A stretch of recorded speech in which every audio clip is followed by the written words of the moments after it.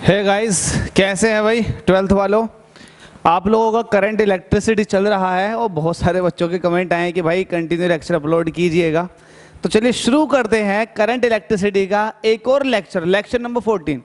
Actual में अब ये है कि हम जो भी लेक्चर अपलोड करेंगे उसमें बहुत लंबी चौड़ी है ना थ्योरी ना लेकर के थोड़ा सा टॉपिक लेते हैं, इंटरेस्टिंग भी रहेगा और ये है चीज़ें अच्छे से इलेबोरेट भी हो जाएंगी। तो लेक्चर नंबर 14 है करंट इलेक्ट्रिसिटी का, आप प्लेलिस्ट में जाकर देख सकते हैं। इससे पहले जो कुछ भी है सब फिनिश हो चुका है, सिर्फ न्यूमेरिकल को छोड़ के। थ्योरी तो पूरी कंप्लीट हो चुकी है। आज की जो बात है वो है कॉम्बिनेशन ऑफ सेल पे, और दूसरा इसके अंदर आता है series combination, parallel combination of cells, और साथ में थर्ड वन आता है मिक्स्ड कॉम्बिनेशन। अब ये कॉम्बिनेशन अगर मैं एक साथ पढ़ा दूं तो कम से कम आप ऐसा मान लीजिएगा कि अगर एक कॉम्बिनेशन 20 मिनट में ख़त्म होता है तो भाई 1 घंटा लग जाएगा। तो 1 घंटा ये बोरिंग हो जाएगा आप लोगों के लिए। मैं नहीं चाहता कि आप लोग किसी भी तरह से एजुकेशन फील्ड में बोर हो। इंटरेस्ट लीजिएगा, सोचिएगा, अप्लाई भी करो, सोचो भी, और ये देखो कि यार मैं इसको कितनी आसानी से समझ सकता हूँ। तो ये सब कुछ आपके हाथ में है। अगर आप चाहोगे समझ लूँ तो समझ सकते हैं, और आप चाहोगे कि नहीं भाई मुझे तो नहीं समझना, तो मैं कितना भी अच्छा पढ़ा दूँ आपको समझ में नहीं आएगा। तो समझने के लिए ज़रूरी है कि आपका माइंड मेरी तरफ हो, मेरी बातों पर हो, मैं क्या कहना चाह रहा हूँ इस चीज़ को समझो, और फिर आप देखो कि कितना मज़ा आएगा आपको। आज जो हम पढ़ने वाले हैं वो पढ़ने वाले हैं कॉम्बिनेशन ऑफ सेल। एक्चुअल में कॉम्बिनेशन ऑफ सेल क्यों पढ़ा जाता है, इसका रीज़न क्या, पढ़ने का रीज़न भी तो होगा कुछ, बिल्कुल है रीज़न। एक्चुअल में जो एक सेल होता है ना, छोटा सा सेल, उसके अंदर से जो करंट निकलती है उसकी वैल्यू बहुत छोटी होती है। अब ये तो ठीक है कि हमें जहाँ कम करंट चाहिए, बहुत छोटी करंट चाहिए, वहाँ मैं उसको यूज़ कर लूँ। लेकिन सपोज दैट कि मुझे ज़्यादा करंट चाहिए तो मैं क्या करूँगा, तो फिर मैं एक से ज़्यादा सेल लगाऊंगा। अब एक से ज़्यादा सेल लगाना ही ये कॉम्बिनेशन ऑफ सेल कहलाता है। जब एक से ज़्यादा सेल लग जाते हैं तो इसी को हम क्या कहते हैं, बैटरी बोलते हैं, या फिर हमको लोकल लैंग्वेज में बैट्रा के नाम से भी जानते हैं कि बैट्रा तो बैटरी जो बनती है वो कॉम्बिनेशन ऑफ सेल से बनती है एक्चुअल में। तो इसलिए हम ज़्यादा करंट प्राप्त कर सकते हैं या ज़्यादा वोल्टेज गेन करवा सकते हैं, ये हमारे हाथ में। तो हम कॉम्बिनेशन ऑफ सेल्स इसलिए पढ़ते हैं क्योंकि हमारी रिक्वायरमेंट है कि हमें ज़्यादा करंट चाहिए या ज़्यादा वोल्टेज चाहिए।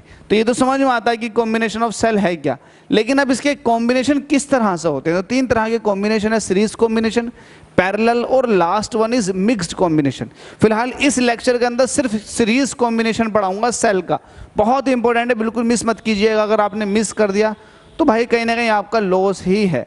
तो हम पढ़ेंगे series combination, combination of cell समझ गए। अब कॉम्बिनेशन ऑफ सेल में सीरीज कॉम्बिनेशन आता तो उसको डिफाइन किस तरह से करेंगे। देखिए हर चीज़ को लिखना या हर चीज़ की डेफिनेशन लिखना जरूरी नहीं है। बहुत सारी चीज़ें मैं आपको डायरेक्टली बता दूंगा, आप लोग खुद उसकी डेफिनेशन लिखने की कोशिश करें अपनी, जो भी आपका थियोरेटिकल पेपर आएगा, एग्जाम होगा, उसमें आप लिखने की कोशिश करें अगर पूछा जाता है तो। ठीक है भाई, इसमें आता है सीरीज कॉम्बिनेशन। पहला series combination, series combination of cells. देखो सेल्स का सीरीज कॉम्बिनेशन कितना जबरदस्त होता। आपको पता, आप सेल को किस तरह से दिखाते हो, आप सेल को कुछ इस तरह से दिखाते हो। इसको मैं और अच्छे से बना कर दिखा देता हूँ, थोड़ा इधर से बनाता हूँ कि लेट अस सपोज कि आपके पास पॉजिटिव टर्मिनल है, ये निगेटिव टर्मिनल है, और सेल का अपना इंटरनल रेजिस्टेंस आपने ये दिखा दिया। तो ये एक सेल है जिसका इंटरनल रेजिस्टेंस ये है और ये इसका खुद का ईएमएफ है। अब सीरीज कॉम्बिनेशन कहते किसको है, सीरीज कॉम्बिनेशन ये होता है कि हम सेल का दूसरा वाला टर्मिनल अगले वाले सेल के पहले वाले टर्मिनल के साथ अटैच कर दें, तो ये कॉम्बिनेशन कहलाता है सीरीज कॉम्बिनेशन। एक बार फिर से, the negative terminal of first cell when connected with the positive terminal of second cell, then this combination of connection of cells is known as series combination of cells। ये वाली बात ध्यान में आ गई। जब हम किसी सेल का निगेटिव टर्मिनल किसी दूसरी सेल के पॉजिटिव टर्मिनल से जोड़ देते हैं और इसी तरह से आगे भी सेल को कनेक्ट किया जाता है, तो ये कॉम्बिनेशन कहलाता है सीरीज कॉम्बिनेशन। तो ये सीरीज कॉम्बिनेशन के बारे में समझ लिया आपने। तो ये कॉम्बिनेशन है, इसकी फिजिक्स पढ़ेंगे, बात खत्म हो जाएगी। जल्दी से पढ़ लेते हैं इसकी फिजिक्स। एक्चुअल में जो हमारा मोटिव है वो है क्या, ये समझो कि हम करना क्या चाह रहे हैं। सीरीज कॉम्बिनेशन तो समझ में आता है, लेकिन हम करना क्या चाह रहे हैं इसके थ्रू, ये बताओ भाई। तो इसके थ्रू हम ये करना चाह रहे हैं कि हमारे पास बहुत सारे सेल लगे हुए होंगे, हम इन सारे सेल को हटा के कोई एक इक्विवेलेंट सेल रखना चाह रहे हैं, बस ये मकसद है। तो हम ये चेक करेंगे कि उसका इक्विवेलेंट ईएमएफ कितना होगा, फिर हम ये भी चेक करेंगे कि उसका इक्विवेलेंट रेजिस्टेंस कितना होगा, बस इतनी सी बात है। ठीक है भाई, तो इसको चेक करने के लिए आपने लेट अस सपोज कि 2 सेल बना दिए, और ये जो है ए टर्मिनल है, और यहाँ बना देते हैं भाई ये दूसरा सेल आ गया बी, और ये आ गया सी। तो इस 2 सेल के कॉम्बिनेशन को हटा करके मैं एक सेल लगाना चाहूँगा। तो पहले तो मैं ये कह देता हूँ, ये सेल पहला है तो ये इसका ईएमएफ E1 हो जाएगा, और ये R1 इसका इंटरनल रेजिस्टेंस है। ये सेल दूसरा है तो इसका ईएमएफ E2 हो जाएगा, इसका इंटरनल रेजिस्टेंस R2 हो जाएगा। तो हम ये चाह रहे हैं कि इन दोनों सेल को हटा करके कोई एक सेल लगा दिया जाए। तो उसके लिए क्या करोगे आप कहोगे ठीक है, उस सेल का जो ईएमएफ होगा वो इक्विवेलेंट ईएमएफ होगा, और उस सेल का जो रेजिस्टेंस होगा वो इक्विवेलेंट रेजिस्टेंस होगा, और ये लगा हुआ होगा ए और सी के बीच में। भाई इन दोनों सेल को हटाकर आप ये तो लगाना चाह रहे हो, तो इक्विवेलेंट का सिंबल ये हुआ। ठीक है भाई, तो मुझे ये हटा करके ये लगाना, तो ये लगाने के लिए इसकी फिजिक्स कैलकुलेट करवानी है कि ई इक्विवेलेंट कितना होगा और आर इक्विवेलेंट कितना होगा। ठीक है भाई, आपको एक चीज़ बताता चलूँ, जैसा कि आपको पता है और बहुत सारे बच्चों को पता होगा, ये जो बड़ी वाली प्लेट होती है ये पॉजिटिव होती है, छोटी वाली निगेटिव होती है। उसी तरह से इसकी ये भी पॉजिटिव हो गई और ये निगेटिव हो गई। जो पॉजिटिव प्लेट होती है सेल की वो हायर पोटेंशियल पर होती है, जबकि निगेटिव प्लेट जो होती है वो लोअर पोटेंशियल पर होती है। तो इसका मतलब ये हायर पोटेंशियल है, ये लोअर है, इसी तरह से ये हायर है और ये लोअर है। और आपको पता है पॉजिटिव प्लेट से करंट बाहर की तरफ को निकलती है, कि लेट अस सपोज के इस पूरे सर्किट के अंदर से करंट जो निकल रही है वो करंट है आई। ठीक है, पूरे सीरीज कॉम्बिनेशन है तो इसमें से करंट निकल रही है वो कितनी है आई। तो मैं ये चेक करना चाह रहा हूं कि ए और बी के बीच में पोटेंशियल डिफरेंस कितना होगा, ये वाली बात चेक करो। तो ए और बी के बीच में पोटेंशियल डिफरेंस मैं बी ए बी कैलकुलेट करना चाह रहा हूं। तो आप कहोगे V A minus V B, ये होता है पोटेंशियल डिफरेंस। ए और बी के बीच का पोटेंशियल डिफरेंस कितना हो जाएगा, वी ए बी, जिसको मैं ये कहूँगा, यहाँ से यहाँ तक दिखा भी सकते हो कि पोटेंशियल डिफरेंस कितना है, वी ए बी। आप ये भी कह सकते हो कि ए और बी के बीच का पोटेंशियल डिफरेंस, जिसको आपने वी ए बी कहा है, कि ये टर्मिनल पोटेंशियल है जो ए और बी के बीच में है। ठीक है भाई, ये वाली बात आपने लिख दी वी ए बी। अब बी ए बी कैलकुलेट करोगे तो ये तो फिलहाल आपने ओपन करके लिख दिया, वी ए बी का मतलब ये है कि वी ए का पोटेंशियल माइनस वी बी का पोटेंशियल। ठीक है भाई, तो बी ए बी कैसे निकालते हो, टर्मिनल पोटेंशियल कैसे निकाला जाता है, इसको भूल जाओ। जब इसकी बात कर रहे हो तो इसको भूल जाओ, मुझे टर्मिनल पोटेंशियल निकालना, तो ईएमएफ में से जो ड्रॉपिंग हुई है उसको माइनस कर दो, टर्मिनल पर पोटेंशियल मिल जाता। अगर आपने मेरे पिछला लेक्चर नहीं देखा है, ग्राफ प्लॉट होने से पहला वाला सेल वाला, तो आप देख लें, बिल्कुल समझ में आ जाएगा। तो इसका मतलब मुझे वी ए बी की वैल्यू चाहिए, तो ये है E1 माइनस के आई R1। देख लो अगर नहीं आया हो तो समझ में। ईएमएफ में से जो इंटरनल रेजिस्टेंस ने ड्रॉपिंग की है उसको माइनस कर दिया, तो ईएमएफ में से इंटरनल रेजिस्टेंस की ड्रॉपिंग को माइनस कर देते हैं तो टर्मिनल पोटेंशियल मिल जाता। ये इक्वेशन 1 हो गई। ठीक है भाई, इसी तरह से आप बी और सी के बीच में पोटेंशियल डिफरेंस कैलकुलेट करोगे तो आप कहोगे वी बी माइनस वी सी, जिसको बी सी कहोगे आप। इसको मैं अलग कलर से दिखा देता हूँ, समझ में आ जाएगा क्या। ओ भाई, कलर तो चेंज नहीं हुआ, समझ में भी आ रहा है। मैं अब निकालना चाह रहा हूँ बी बी सी, तो आप कहोगे वी बी जो कि हायर पोटेंशियल पर, वी सी जो कि लोअर पोटेंशियल पर है। ठीक है, अब ये भी बी और सी के बीच में, अब इसको भूल जाओ, इधर वाले को, इधर वाले की बात चल रही है यहाँ से यहाँ तक की, तो ये बी बी सी है। ठीक है, तो higher potential minus lower potential, तो V B minus V C. जब मुझे टर्मिनल पर पोटेंशियल चाहिए तो ईएमएफ में से इंटरनल रेजिस्टेंस के थ्रू जो ड्रॉपिंग हुई है उसको माइनस कर दो, तो ये हो जाएगा E2 माइनस के आई R2। क्या किसी बच्चे को बात समझ में नहीं आई? क्या ऐसा कोई है यहाँ पर? अगर ऐसा कोई है तो कमेंट बॉक्स में कमेंट कर दिया करें, मैं समझ जाऊँगा। बहुत जल्दी लाइव क्लासेस आएंगी, बहुत जल्दी आप ये कोशिश करो कि 2000 सब्सक्राइबर हो जाए। एक्चुअल में वीडियो अपलोड ना करने का रीज़न ये था, एक दूसरा चैनल मैंने स्टार्ट किया था प्रिपरेशन अड्डा गवर्नमेंट का, वहाँ पर सब्सक्राइबर भी हो गए थे और वहाँ पर वॉच टाइम भी था। जैसे उसको मोनेटाइजेशन के लिए अप्लाई किया, भाई वो मोनेटाइज तो हो गया, लेकिन अगले दिन वो डिमोनेटाइज हो गया क्योंकि उस पर इनवैलिड क्लिक एक्टिविटी आ गई। अब मुझे नहीं पता कौन कर रहा है ये इनवैलिड क्लिक एक्टिविटी, कहाँ से आई है, लेकिन भाई जब हमारे साथ हुआ है तो हमारा चैनल बंद हो चुका है। इसका मतलब ये हुआ कि उससे किसी तरह की कोई अर्निंग नहीं होगी।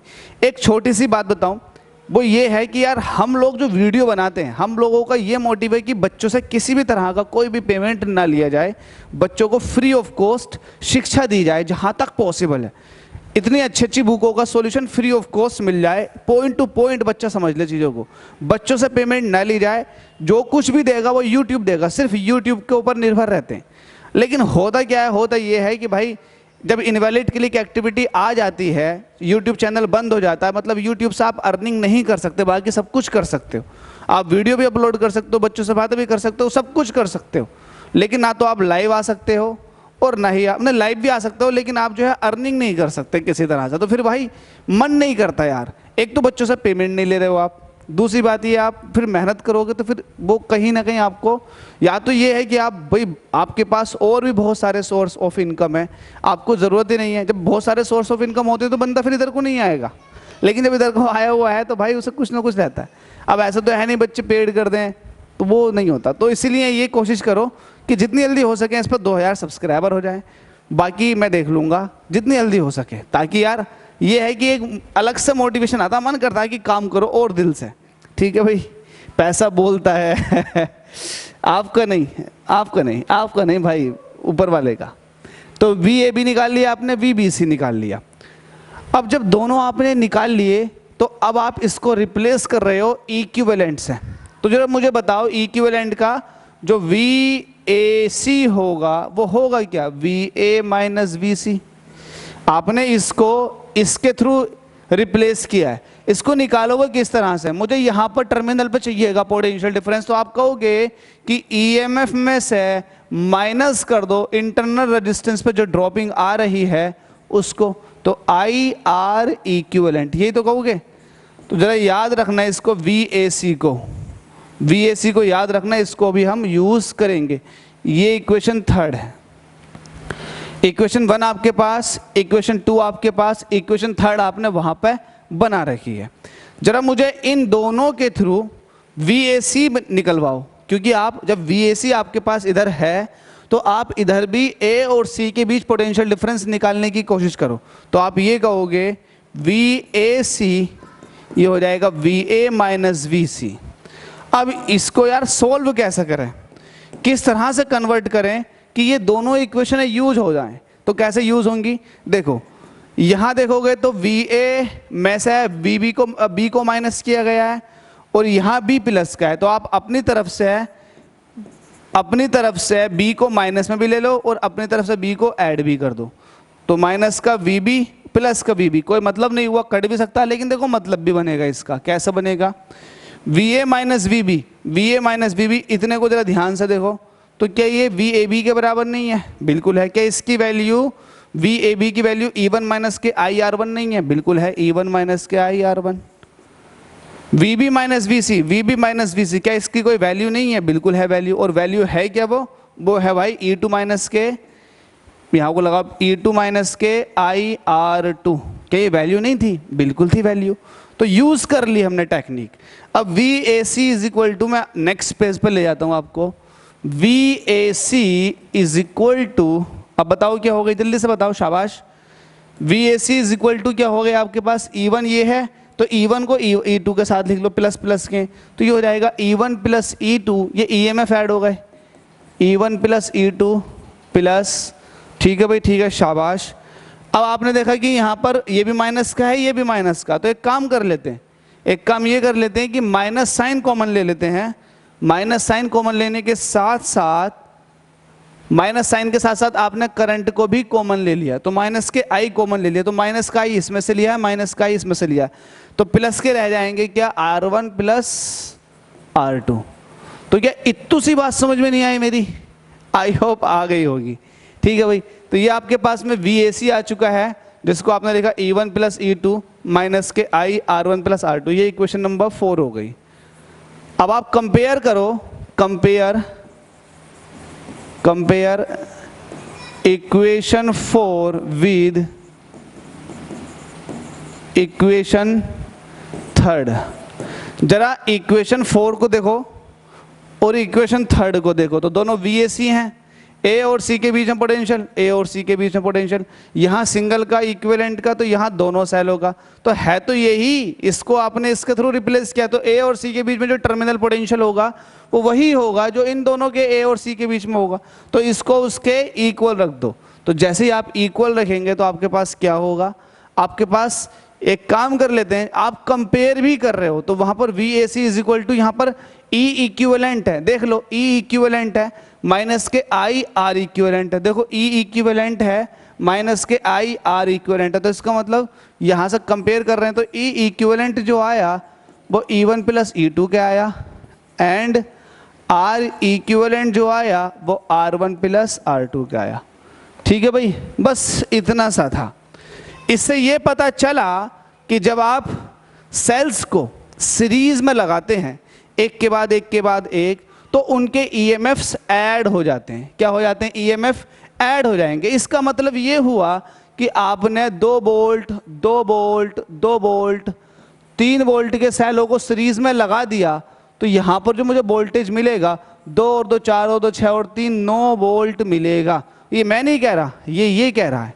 ठीक है, तो जो EMF मिलेगा मुझे वो ऐड हो करके मिलेगा, तो टोटल वोल्टेज ऐड हो जाती है, टोटल पोटेंशियल डिफरेंस ऐड हो जाता, तो 9 वोल्ट मुझे मिल जाएगा। तो ये मुझे E इक्विवेलेंट ने बताया। ठीक है, अगर मैं ये कहना चाहूँगा कि यार इसका इंटरनल रेजिस्टेंस 1 ओम है, इसका 1.5 ओम है, इसका भी 1 ओम है, इसका 0.5 ओम है, तो सीरीज में लग जाते हैं जब सेल, तो उनके इंटरनल रेजिस्टेंस भी ऐड हो जाते हैं। ये मैं नहीं कह रहा, ये रिजल्ट कह रहा। तो जोड़ो इंटरनल रेजिस्टेंसों को, ये हो जाएगा 1 और 1.5 ढाई ढाई और 1 3.5 3.5 और आधा 4 ओम, तो इंटरनल रेजिस्टेंस भी ऐड हो जाते हैं। तो ये हमारे रिजल्ट हैं, ये हमारे रिजल्ट है। अब इसमें आप कह सकते हो 4 नोट लगा करके 4 N सेल्स, तो जो E इक्विवेलेंट होगा वो E1 plus E2 plus E3 plus dash dash dash EN के होगा। तो ये आपने इक्विवेलेंट बता दिया। इसी तरह से जो उनका R इक्विवेलेंट होगा वो R1 plus R2 dash dash dash dash RN के बराबर। इससे ये पता चला कि सब सीरीज में हम रेजिस्टेंसों को, सॉरी रेजिस्टेंस नहीं है यहाँ पर सेल हैं, जब हम सीरीज में सेल को कनेक्ट कर देते हैं तो उनके जो EMF हैं वो भी ऐड अप हो जाते हैं और उनके जो इंटरनल रेजिस्टेंस है ये भी ऐड अप हो जाते हैं। तो भाई ये कॉम्बिनेशन आपका ख़त्म हो चुका है। इसमें एक चीज़ और इम्पोर्टेंट है, वो बता देता हूँ, इसी के अंदर है। लेट अस सपोज कि आपके पास सेल है और आपने उन सेलों को कनेक्ट कर दिया। ये सेल है, मैं इसको बना देता हूँ तमीज़ से बना देता हूँ। बनाना ही क्या है, आप समझो कि ये आपके पास positive negative positive negative positive negative negative positive positive negative positive negative, इसकी जो E1 EMF E2 EMF E3 EMF E4 EMF E5 EMF E6 EMF ये आपके पास है। लेकिन जरा इसके अंदर एक चीज़ देखो, इसमें जो एक सेल लगा हुआ है वो उल्टा लगा हुआ है, ये वाला सेल। अगर किसी सेल की पोलैरिटी रिवर्स हो जाए, सीरीज में लगा हुआ है, और उसमें से किसी एक सेल की पोलैरिटी रिवर्स हो जाए, जैसे कि यहाँ पर मैंने इसको उल्टा कनेक्ट कर दिया, धोखे से ही कर दो या जानबूझ के कर दो, आपने उल्टा कनेक्ट कर दिया, तब हमारे पास जो E इक्विवेलेंट होता है, स्टार डबल स्टार लगा के नोट लगा के लिख दो, क्योंकि ये आपसे पूछेगा नहीं, डायरेक्ट न्यूमेरिकल के अंदर दे रखा होगा, आपको दिमाग लगाना होगा। तो E इक्विवेलेंट जब निकालते हैं तो ये हो जाता है E1, सेम पोलैरिटी को जोड़ दो और जो रिवर्स पोलैरिटी है उसको आप क्या कर दोगे, माइनस कर दो। माइनस क्यों करोगे? क्योंकि उसकी पोलैरिटी उल्टी है। जो सेम पोलैरिटी है उनको वापस से ऐड कर दो, तो ये E5 प्लस E6। तो क्या आपने मेरी ये वाली बात समझ ली? बिल्कुल समझ ली। अगर समझ ली है तो इसके ऊपर देखो इस तरह का क्वेश्चन दे रखा है, एक इस तरह का क्वेश्चन दे रखा है। ये मैं नहीं कह रहा, ये क्वेश्चन कह रहा है, हमसे कह रहा है ये 5 ओम है, ये 10 ओम है, ये 3 वोल्ट है, ये 6 वोल्ट है। इस सिस्टम में करंट निकालो, कुछ इस तरह से है, करंट निकालो। अब जरा ध्यान से देखो, ये पॉजिटिव टर्मिनल है, जब पॉजिटिव पॉजिटिव से कनेक्ट हो गया तो इसका मतलब ये है कि पॉजिटिव निगेटिव से कनेक्ट होता तो भाई आपके पास सेम पोलैरिटी वाला केस बन जाता, और ये सीरीज में भी है। लेकिन यहाँ पर इसके जस्ट अपोजिट ऊपर वाला है, तो आप ये देखो कि बड़ा कौन सा है, बड़े में से छोटा वाला माइनस कर दो। माइनस इसलिए करना पड़ेगा क्योंकि पोलैरिटी क्या है, एक दूसरे की अपोजिट है। अगर पोलैरिटी कुछ इस तरह से होती, प्लस वाला निगेटिव के साथ कनेक्ट होता तो हम इनको जोड़ देते, लेकिन एक की पोलैरिटी जस्ट निगेटिव हो चुकी है, तो इसका मतलब ये है कि भाई जो वोल्टेज होगा V is equal to I R के अकॉर्डिंग, वोल्टेज जो होगा वो ज़्यादा वाले में से कम वाला माइनस करना पड़ेगा, क्योंकि इसकी पोलैरिटी में से इसको माइनस करोगे कि भाई आपको दिख रहा है कि पोलैरिटी जस्ट। अब करंट आपको निकालनी है, आपको रेजिस्टेंस देखो 5 ओम ये है, 10 ओम ये है, तो 15 ओम हो जाएगा। तो अब यहाँ 6 में से 3 निकालेंगे, 3 बचेंगे, और I इंटू 15 जब मुझे करंट निकालनी होगी तो I इज इक्वल टू हो जाएगा 3/15, 3 कम 3, 3 पंजे 15, I इज इक्वल टू हो जाएगा 0.2 एम्पियर। तो इस तरह के आपको बहुत सारे क्वेश्चन मिल सकते हैं। तो ये वाली बात ध्यान रखनी है पोलैरिटी की, बस सीरीज के अंदर बस यही खास था। तो सीरीज आपने तमीज से समझ लिया, इसको रिकॉल कर देते हैं, रैप अप कर देते हैं, सिंपल सा है। आपने क्या किया, आपने 2 के लिए सॉल्व भी किया कि लेट अस सपोज कि आपके पास एक सेल ये है, एक सेल ये, इन दोनों सेलों को हटाकर A और C के बीच में मैं एक इक्विवेलेंट सेल लगा रहा हूँ, तो जाहिर सी बात है उसका EMF भी इक्विवेलेंट होगा और इंटरनल रेजिस्टेंस भी इक्विवेलेंट होगा। बस आपने ये किया, आपने इस सेल के टर्मिनल पर पोटेंशियल देगा, उसको लिख दिया, EMF में से जो ड्रॉपिंग हुई है उसको माइनस कर दी। सिमिलरली आपने इसके पास देखा, फिर आपने क्या देखा, आपने फिर इसका देखा, इन दोनों का देखने के बाद में फिर आपने इसका देखा, आपने देखा कि इसके लिए AC चाहिए, VAC, तो आपने फिर A और C के बीच में निकाल के देखा, फिर आपने उसको सिमिलर करने की कोशिश करी इक्वेशन 1 और इक्वेशन 2 को यूज़ करने के लिए। बस आपने यूज़ किया और आपके पास रिजल्ट आपके हाथ में आ गए। आपने कंपेयर किया और आपने देखा कि इक्विवेलेंट जो EMF है वो इंडिविजुअल EMF का सम है। इसी तरह से जो R इक्विवेलेंट है ये इंडिविजुअल इक्विवेलेंट का इंडिविजुअल रेजिस्टेंस जो कि इंटरनल है उनका सम है। फिर आपने देखा कि यार अगर n सेल हो जाए तो भाई EMF ये होगा, इंटरनल रेजिस्टेंस ये होगा। फिर आपने देखा कि अगर किसी एक सेल की पोलैरिटी रिवर्स हो जाए तो भाई क्या केस बनेगा, वो आपने यहाँ पर देख लिया। तो यहाँ को लिख सकते हो, if any one cell just have reverse polarity। Polarity आप समझते हो ना, प्लस माइनस को बोलते हैं पोलैरिटी। तो किसी एक सेल की रिवर्स पोलैरिटी हो चुकी है, उसके हिसाब ने आपने ये भी बता दिया। तो कुछ टफ है, टफ नहीं है। तो ये आपका लेक्चर खत्म हो चुका है। जल्दी से जितना हो सके वीडियो को शेयर किया करें, चैनल को सब्सक्राइब कर लें, सपोर्ट करें। आप लोगों का सपोर्ट बहुत इंपॉर्टेंट है यार। Thank you so much.